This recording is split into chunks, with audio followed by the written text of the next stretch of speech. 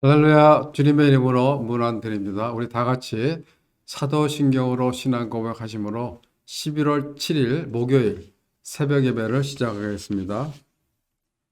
나는 전능하신 아버지 하나님, 천지의 창조주를 믿습니다. 나는 그의 유일하신 아들, 우리 주 예수 그리스도를 믿습니다. 그는 성령으로 잉태되어 동정녀 마리아에게서 나시고 본디오 빌라도에게 고난을 받아 십자가에 못 박혀 죽으시고 장사된 지 사흘 만에 죽은 자 가운데서 다시 살아나셨으며 하늘에 오르시어 전능하신 아버지 하나님 우편에 앉아 계시다가 거기로부터 살아있는 자와 죽은 자를 심판하러 오십니다. 나는 성령을 믿으며 거룩한 공교회와 성도의 교제와 죄를 용서받는 것과 몸의 부활과 영생을 믿습니다. 아멘. 하나님, 오늘도 저희들에게 귀한 생명 주시고 또 이 아침 예배 자리로 불러주심을 감사를 드립니다. 저희들 오늘 하루도 살아갈 때 부어주시는 하나님의 은혜와 사랑으로 살게 하시고 우리에게 주어진 삶 현장에서 주의 이름을 드러내는 저희들 모두가 되게 하여 주시옵소서. 오늘도 귀한 말씀을 주심을 감사드리며 예수님 이름으로 기도합니다. 아멘.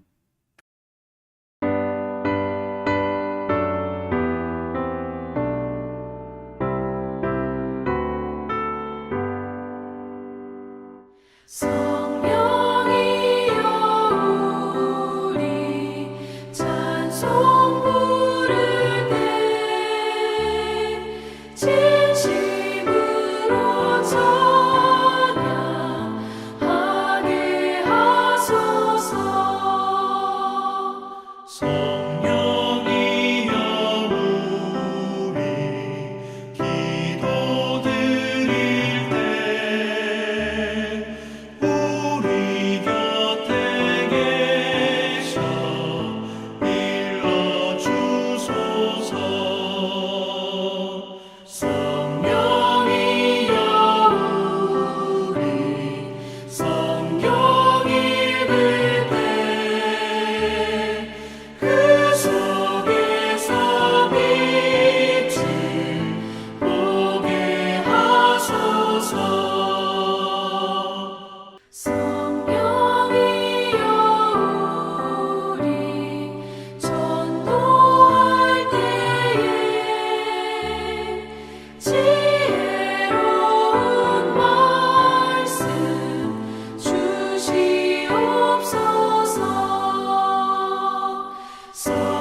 성령이여 우리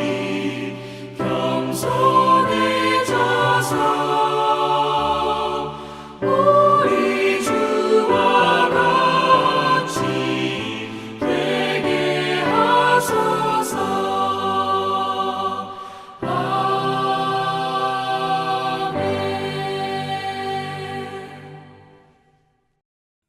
아멘. 오늘 우리에게 주신 하나님의 말씀은 요한복음 16장 1절부터 4절 말씀입니다. 내가 이것을 너희에게 이름은 너희로 실족하지 않게 하려 함이니 사람들이 너희를 출교할 뿐 아니라 때가 이르면 무릇 너희를 죽이는 자가 생각하기를 이것이 하나님을 섬기는 일이라 하리라. 그들이 이런 일을 할 것은 아버지와 나를 알지 못함이라. 오직 너희에게 이 말을 한 것은 너희로 그 때를 당하면 내가 너에게 말한 이것을 기억나게 하려 하며 처음부터 이 말을 하지 아니한 것은 내가 너희와 함께 있었음이라. 아멘. 요한복음 14장부터 16장까지는 예수님의 십자가의 죽음을 앞두고 사랑하는 제자들에게 하신 말씀들이 기록되어 있습니다. 우리가 다락방 강화라고 하는데 성경 전체의 핵심이 되는 말씀이기도 하죠. 마태복음에 기록된 상산수훈이 예수님의 삶의 본질과 원리를 보여주는 것이다 라면 이 다락방 강화는 예수님의 죽음과 그 후에 성령의 임재와 우리들의 삶에 대한 내면적 깊이를 보여주는 것이다 라고 할 수 있습니다. 이 다락방 강화의 첫 메시지는 요한복음 14장 1절 말씀인 너희는 마음에 근심하지 말라. 하나님을 믿으니 또 나를 믿으라 라는 것입니다. 예수님께서 죽음을 앞둔 상태에서 제자들에게 하신 이 말씀은 오늘날을 살아가는 우리들에게 꼭 필요한 말씀이 아닌가라고 생각합니다. 왜냐하면 우리는 삶에 너무 많은 걱정거리를 안고 살아가기 때문입니다. 우리는 하나님을 믿는다고 하면서도 마음속에는 뭐예요? 근심, 걱정, 염려 등 이러한 것들을 한 짐씩 지고 살아가는 것이 사실입니다. 예수님께서 자신의 죽음에 관해서 이야기를 할 때 제자들은 그 말이 무슨 뜻인지를 모르고 근심에 쌓여 있었던 것입니다. 그리고 그 말씀이 무슨 말인지 깨닫지 못해서 동문서답하고 있는 제자들에게 약속의 말씀을 주셨는데 요한복음 14장 16절에 보면 내가 아버지께 구하겠으니 그가 또 다른 보혜사를 너에게 주사 영원토록 너희와 함께 있게 하리라. 보혜사란 뭐예요? 우리와 함께 하시는 분, 우리를 도와주시고 변호해 주시는 분, 또 우리를 위로해 주시는 분이라는 뜻입니다. 곧 성령님을 가리키죠.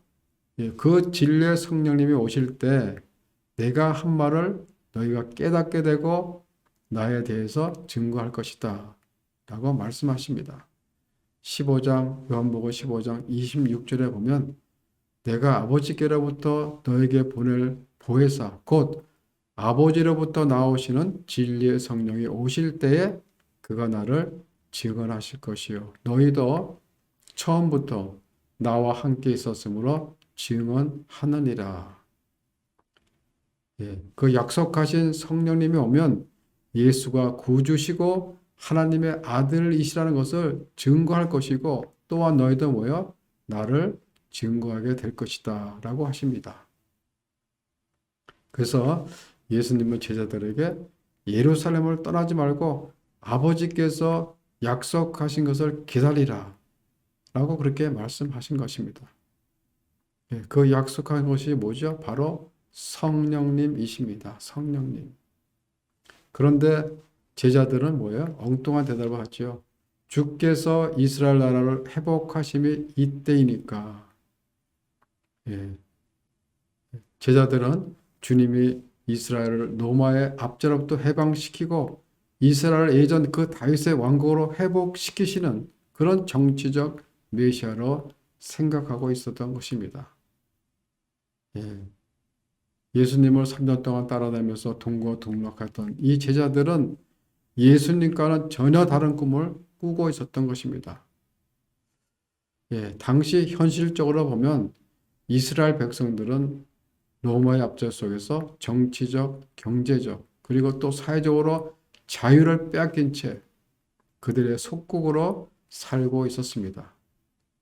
그런 그들에게 자유와 독립이 얼마나 그리웠겠습니까? 그런데 이때 팔레스타인 땅의 젊은 예언자 나사렛 예수라는 사람이 나타났고 민중들은 이 예수라는 젊은 청년에게 정치적 메시아의 기대를 걸었던 것입니다. 많은 병든 자들을 고치고 죽은 자를 살리시고 폭풍을 잠잠케 하시는 등 이 나사렛 예수의 이적과 권능을 많이 보았던 이스라엘 백성들은 이 사람이라면 우리 민족을 로마의 압제로부터 해방시킬 수 있지 않을까. 이것이 그들의 꿈꾸는 바였습니다. 제자들의 관심은 이스라엘의 회복에만 있었던 것입니다. 그러니 예수님이 무슨 말을 하는지 이해를 못하고 엉뚱한 질문을 한 것입니다.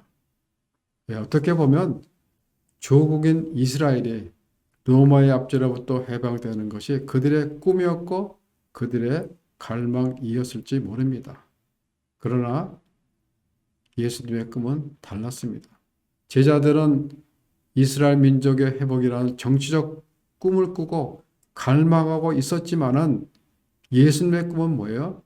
예루살렘과 사마리아와 땅끝까지 모든 민족이 구원을 받는 것이었습니다. 그래서 예수님은 이 하나님 나라의 꿈을 실현하기 위해서 제자들에게 하신 말씀이 있는데 그 말씀이 사도행전 1장 8절 말씀입니다. 오직 성령이 너에게 임하시며 너희가 권능을 받고 예루살렘과 온 유대와 사마리아와 땅끝까지 이르러 내 증인이 되리라. 성령이 곧 오실 것인데 그 성령이 임하면 너희가 알지 못하는 능력으로 채워질 것이고 그 후 너희는 예루살렘부터 시작해서 온 유다와 사마리아 땅끝까지 이르러 내 증언이 될 것이다. 이렇게 예언을 하신 후 승천하신 것입니다. 그래서 그들은 주님이 하신 말을 기억하고 예루살렘으로 와서 마가의 다락방에 모여서 약속하신 성령을 기다렸던 것입니다. 예수님이 승천하실 때 모인 사람들은 한 500여 명이 있었는데 시간의 점점 흐름에 따라 한두 사람씩 자리를 뜨기 시작했으며 나중에는 120여 명이 남아서 간절히 기도하며 기다렸던 것입니다. 그리고 마침내 약속하신 성령이 마가의 다락방에 임하신 것입니다. 성령이 임하니까 어떻게 됐죠? 예수님이 십자가에 못 박히실 때 다 도망갔던 그 겁쟁이 제자들이 그리고 예수님을 3번씩이나 모른다고 부인했던 베드로가 변한 것입니다. 무식한 어부 출신인 베드로가 어디서 그런 지혜가 났는지 구약 성경을 꿰뚫으면서 능력 있는 설교를 합니다. 그때 3,000명이나 회개하는 놀라운 역사가 일어났다라고 성경은 기록하고 있습니다. 그리고 당시 기독교를 핍박했던 그 사내들인 회원들 앞에서 예수가 구주 되시고 메시아 되심을 담대히 증거한 것입니다.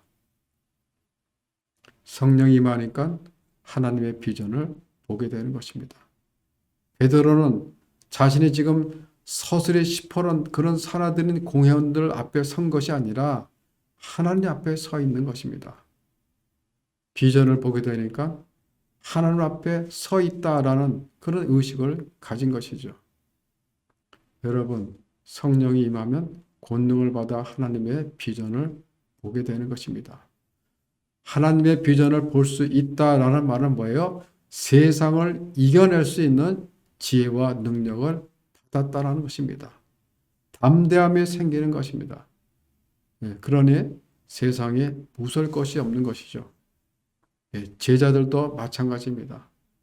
예수를 증거하는 일에 앞장서는 그런 담대함이 생긴 것입니다. 그리고 마침내 초대교회를 탄생시키는 주춧돌이 되었던 것입니다. 여러분, 성령의 사역은 기적을 일으키는 것이 아닙니다. 예수를 증거하는 것입니다. 성령의 사역은 하나님의 꿈을 이뤄드리며 계속해서 성령이 그들을 통해 예수에 관해 말하고 가르치고 증거하는 것입니다.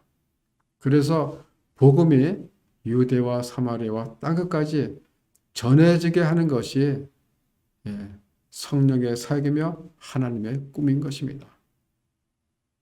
그러나 너희들이 나를 증거할 때 핍박과 환난이 반드시 온다라는 것입니다. 그러면서 오늘 본문 1절에서 이렇게 말씀하십니다.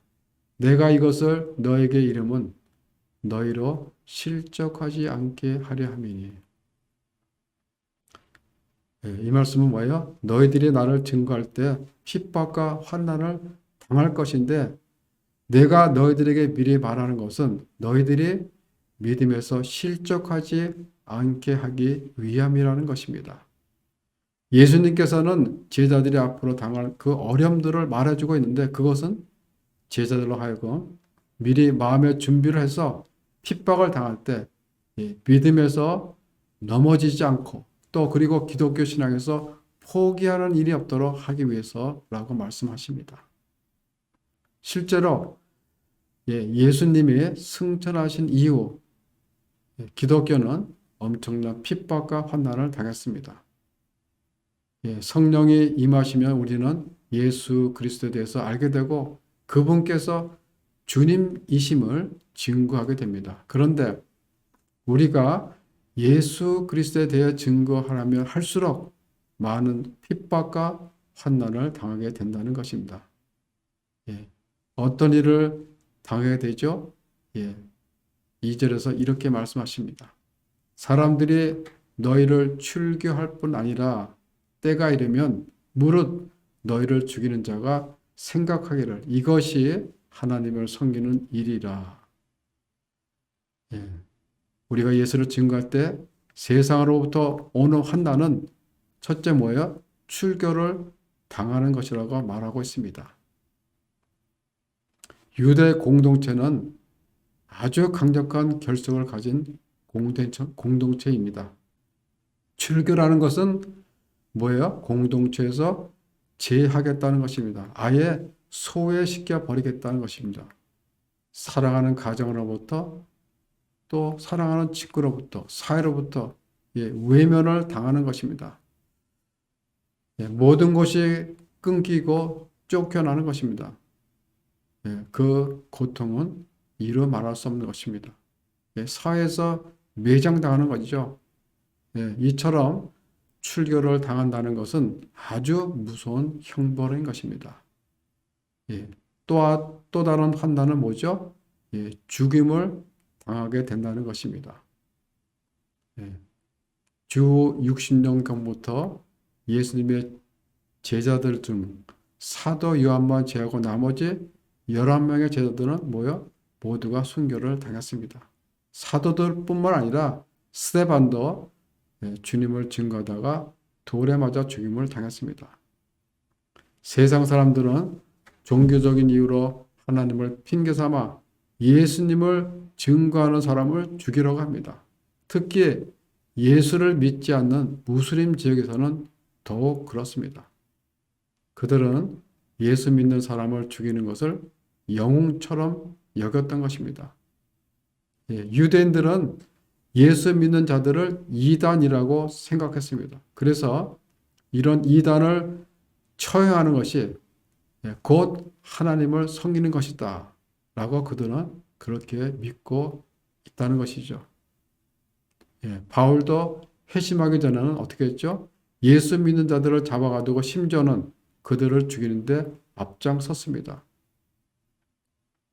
그것이 하나님을 섬기는 것이다 라고 생각하기 때문입니다. 그 이유는 3절에서 이렇게 말씀하십니다. 그들이 그런 일을 하는 것은 아버지와 나를 알지 못함이라. 즉 우리가 예수를 증거할 때 그들로부터 오는 핍박, 그들은 그것이 하나님을 섬기는 일이다 라고 생각한다는 것입니다. 핍박은 세속적인 악한 세력에서부터 올 수가 있습니다. 그러나 우리가 더 힘든 핍박은 믿음의 형제가 하나님의 이름으로 핍박하는 것입니다. 그래서 우리가 사랑하는 자들로부터 핍박과 고통을 당할 때 아버지 저들이 아버지와 나를 알지 못하나이다 라는 그런 주님의 말씀을 우리가 기억해야 하며 그들을 위해서 우리가 기도해야 할 것입니다. 바울은 회심 후 주님을 증거하면서 죽음까지 위협을 받을 만큼 엄청난 핍박을 당했습니다. 그 핍박은 유대교를 섬기는 같은 동족으로부터 받은 것입니다. 2000년이 지난 지금도 유대교를 섬기는 유대인들은 예수를 섬기는 유대인 기독교인들을 핍박하고 있습니다. 그리스도를 섬기는 유대인들을 우리가 메시아닉 주라고 불리우는데 이곳 토론토 지역에도 약 10개 정도의 교회가 있다고 합니다. 그러나 그 숫자는 해당에 다니는 유대인들에 비해서 정말 엄청나게 미약합니다. 그래서 메시아닉 주들은 이곳에서도 예수를 믿는다는 이유 한 가지로 그 당시와 마찬가지로 출교와 비슷한 많은 불이익을 유대 사이로부터 당하고 있다라는 것입니다. 여러분, 우리가 주님을 증거할 때 받는 영적인 핍박과 고난은 지금 우리 주변에도 많이 있다라는 것입니다. 그래서 예수님은 우리가 핍박과 환난을 당했을 때 이길 수 있는 방법을 가르쳐 주신 것입니다. 그것은 뭐죠? 오직 성령 충만입니다. 성령 충만하다라는 것은 예수 그리스도의 영으로 충만한 것을 말합니다. 다시 말하면 항상 예수님의 생각으로, 항상 예수님의 뜻으로 우리 영혼 속에 채워져 있는 것을 말합니다. 성령을 받은 후에는 계속해서 성령 충만함을 체험해야 합니다. 그 길만이 우리가 예수를 증거할 때 그때 오는 핍박과 환난을 이길 수 있는 것입니다. 성령 충만할 때 베드로와 같이 하나님의 비전을 보게 되는 것입니다. 그는 그 무서운 산헤드린 공연 앞에 섰지만 그는 하나님 앞에 선 것처럼 담대하게 예수님을 증거할 수 있었던 것입니다.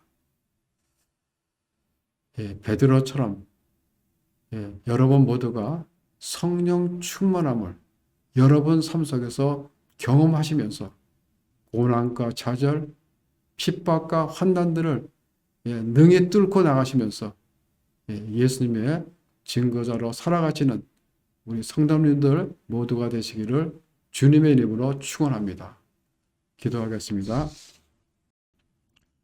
하나님, 오늘도 귀한 말씀 주심을 감사를 드립니다. 어제보다는 오늘보다는 내일 주님을 더 깊이 알아가는 은혜를 누리게 하여 주시옵소서. 그래서 우리가 이 세상을 살아가는 동안 주님의 영으로 충만케 하여 주소서. 주님의 일들을 잘 감당할 수 있는 믿음의 사람들이 될 수 있도록 아버지께서 인도하여 주시옵소서. 감사를 드리며 예수님 이름으로 기도합니다. 아멘. 하늘에 계신 우리 아버지의 이름을 거룩하게 하시며 아버지의 나라가 오게 하시며 아버지의 뜻이 하늘에서 같이 땅에서도 이루어지게 하소서. 오늘 우리에게 일용할 양식을 주시고 우리가 우리에게 잘못한 사람을 용서하여 준 것 같이 우리 죄를 용서해 주시고 우리를 시험에 빠지지 않게 하시고 악에서 구하소서. 나라와 권능과 영광이 영원히 아버지의 것입니다. 아멘.